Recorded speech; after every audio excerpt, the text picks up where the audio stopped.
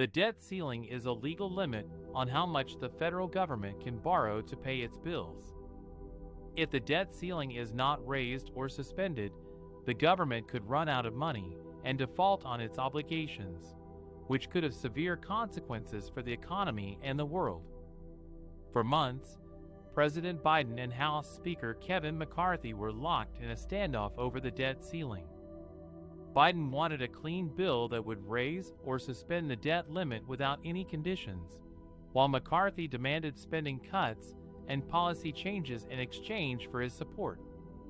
The impasse threatened to push the country to the brink of default, as the Treasury Department warned that it would run out of cash by June 5th.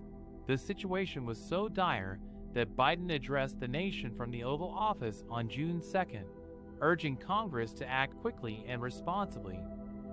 The next day, after weeks of intense negotiations, Biden and McCarthy announced that they had reached a bipartisan deal to suspend the debt ceiling until 2025 and cap spending for 2 years. The deal was passed by both chambers of Congress with broad support from both parties and signed into law by Biden on June. The deal, called the Fiscal Responsibility Act of 2023, has several key features. It suspends the debt limit through January 1, 2025, after the 2024 presidential elections, avoiding another showdown over the issue until then. It sets budget targets for fiscal years 2024 and 2025, limiting discretionary spending to $1.5 trillion and $1.6 trillion respectively, with equal amounts for defense and non-defense programs. It includes conservative measures to claw back about $28 billion in unspent COVID relief funds, as well as eliminating $1.4 billion in IRS funding and shifting roughly $20 billion of the $80 billion the IRS got through the Inflation Reduction Act to non-defense funding. It also restarts federal student loan payments after a lengthy pause that began at the start of the pandemic, and adds work requirements for people up to age 55 to get benefits under the Supplemental Nutrition Assistance Program and temporary assistance for needy families, with carve-outs for veterans and homeless people. Biden hailed the deal as a victory for compromise and consensus, saying that it averted an economic crisis and protected important priorities from Social Security to Medicare to infrastructure and clean energy. He also said that he would continue to work with Republicans on other issues, but also vowed to come back with more proposals to raise taxes on the wealthy and corporations. McCarthy praised the deal as a win for fiscal responsibility and conservative values, saying that it cut spending and brought deficits down at the same time. He also said that he successfully blocked Biden's attempts to raise taxes and expand government programs. The deal was welcomed by business groups, financial markets, and international allies, who breathed a sigh of relief that the U.S. avoided a default on its debt. However, some critics on both sides of the aisle expressed dissatisfaction with the deal, saying that it did not do enough to address the long-term fiscal challenges facing the country or to invest in its future. What would have happened if the U.S. had defaulted on its debt, and why it would have been catastrophic for the economy? The U.S. debt limit, or debt ceiling, is the maximum amount of debt that the U.S. Treasury can issue to pay for government obligations that have already been incurred.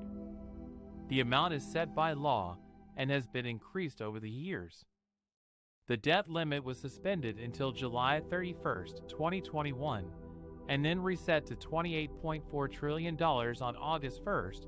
The Treasury can take extraordinary measures to borrow additional funds without breaching the debt ceiling. On December 16, 2021, President Biden signed legislation increasing the debt limit by $2.5 trillion to a total cap of $31.4 trillion, which is expected to fund government activities through early. But what if Congress had failed to raise or suspend the debt limit in time? What if the U.S. had defaulted on its debt for the first time in history?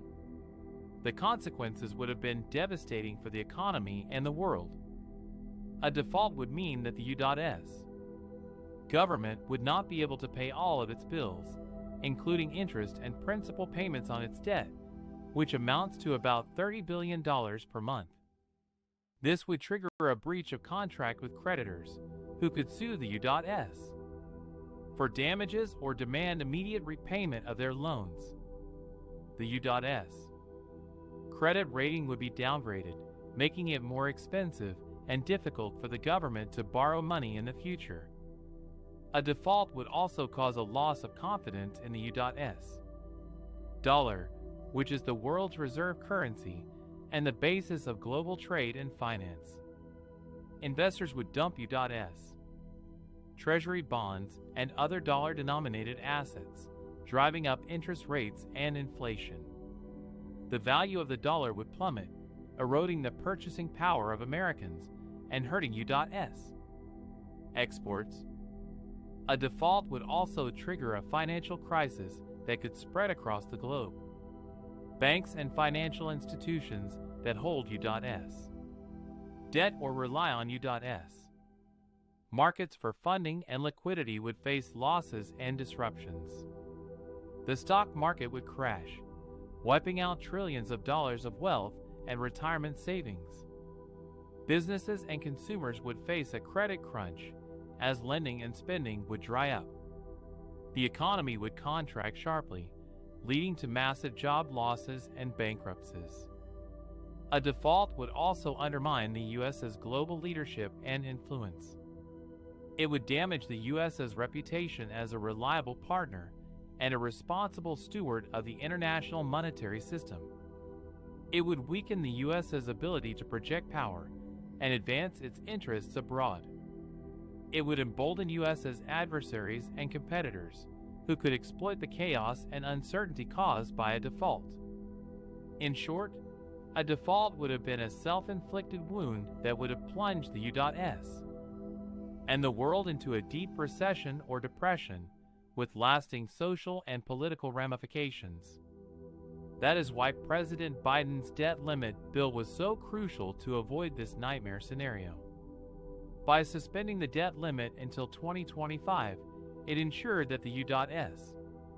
could continue to honor its obligations and maintain its credibility in the eyes of investors and allies. The bill also included some modest spending cuts and policy provisions that were negotiated with House Speaker Kevin McCarthy, such as rescinding some unspent COVID relief funds, reducing IRS funding, restarting federal student loan payments, imposing work requirements for some welfare benefits, and streamlining environmental permitting. While some Democrats and Republicans were unhappy with some aspects of the deal, they ultimately agreed that it was better than risking a default that could have triggered an economic meltdown. The bill was a rare example of bipartisan cooperation in a divided government that showed that both parties could put aside their differences and act responsibly for the sake of the nation's fiscal health and economic stability. In his address to the nation on Friday night, President Biden defended his agenda and achievements from Republican attacks and vowed to continue working for the American people. He said he was proud of the bipartisan deal that raised the debt ceiling and avoided a default that would have been catastrophic for the economy.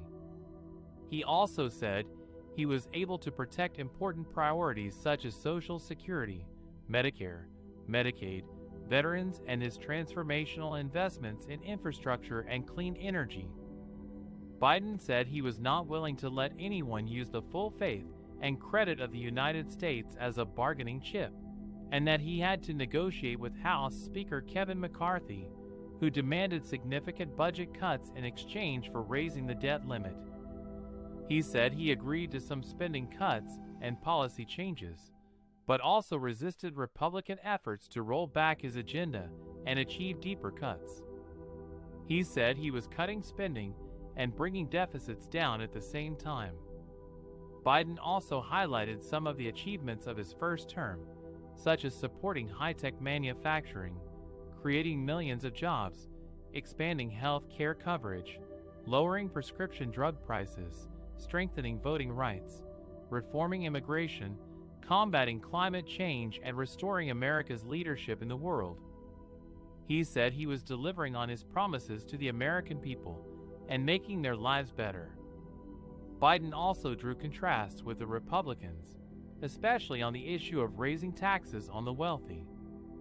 He said he believed that the wealthy and corporations should pay their fair share of taxes, and that he would not give up on that goal. He said he would come back to that issue in his second term and asked for the support of the voters. He said he was confident that he would win re-election and continue working for the American people.